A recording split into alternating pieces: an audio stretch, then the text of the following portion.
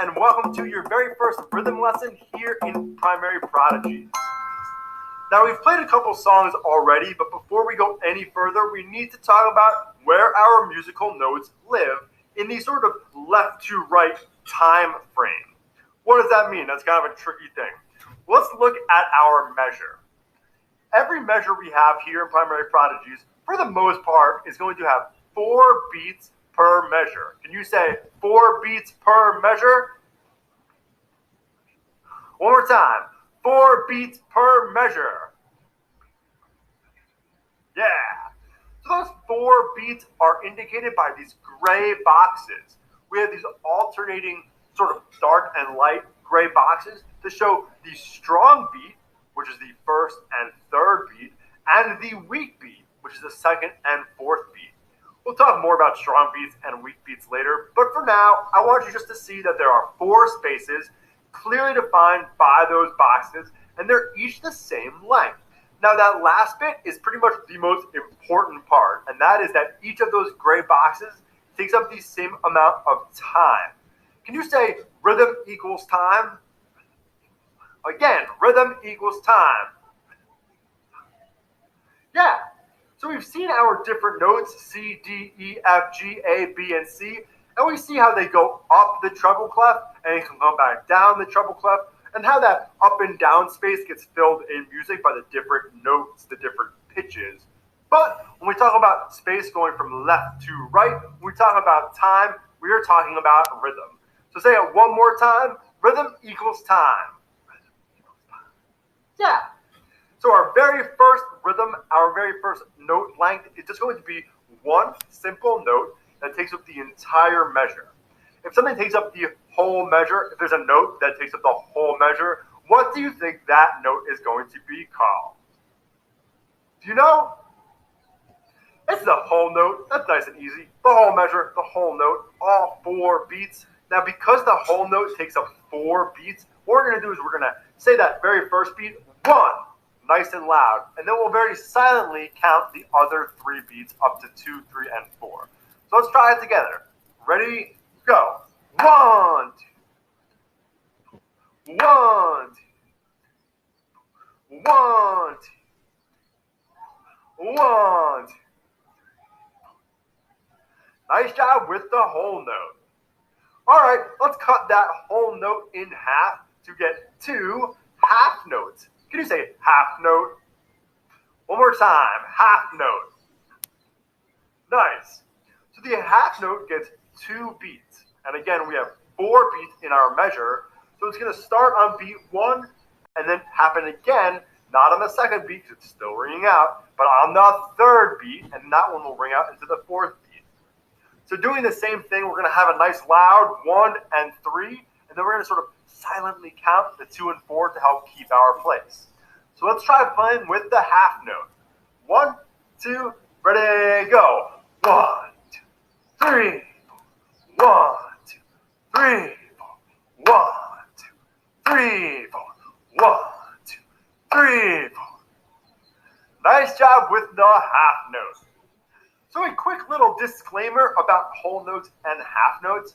I grew up as a drummer, and lots of times when I play whole notes and half notes, I do what drummers do, and I drum roll.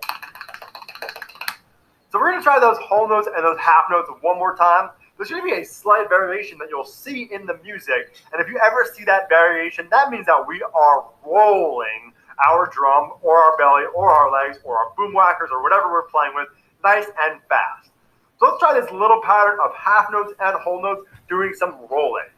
1, 2, ready, go. 1, 2, 3, 4. 1, 2, 3, 4. Hold note. 1, 2.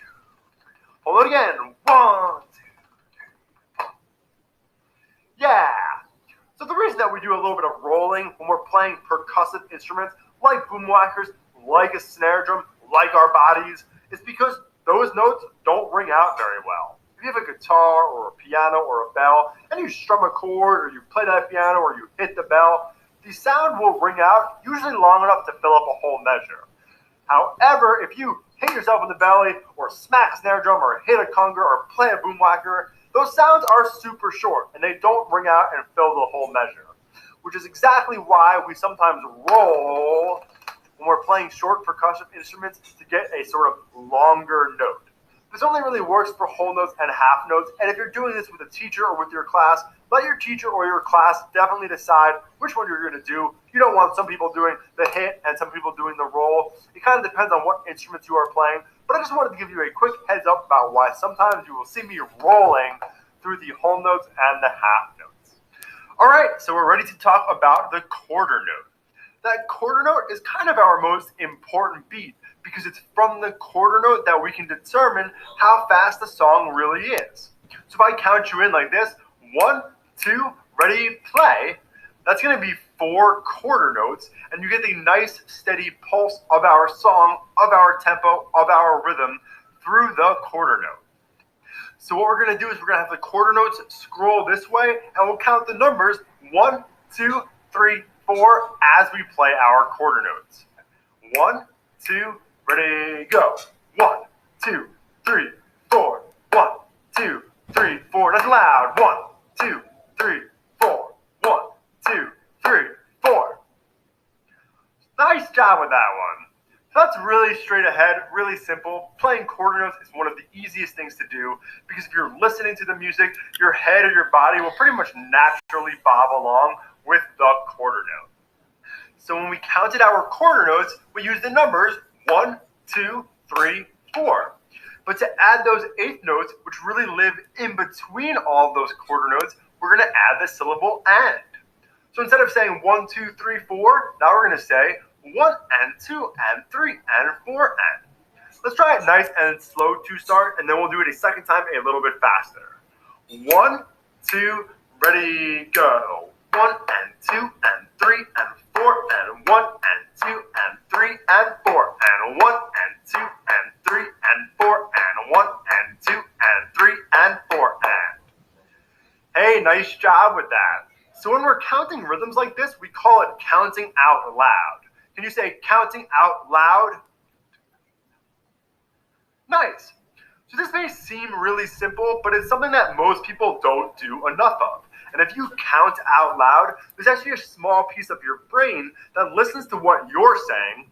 Obviously, there are parts of your brain that listen to the sounds around you and to what other people are saying. But there's a part of your brain that listens to what you are saying. And if you're saying 1 and 2 and 3 and 4 and, as you're reading these rhythms, as you're playing these rhythms, you're going to memorize them a lot quicker. All right, so let's play and count out loud again with some faster eighth notes. 1, 2, ready, go. 1 and 2 and 3 and 4 and 1 and 2 and 3 and 4 and 1 and 2 and 3 and 4 and 1 and 2 and 3 and 4 and. Hey, excellent job with that, everybody. All right, so we did it. We met the whole note, the half notes, the quarter notes, and the eighth notes. And we're going to head over to Sweet Beats to begin playing them together.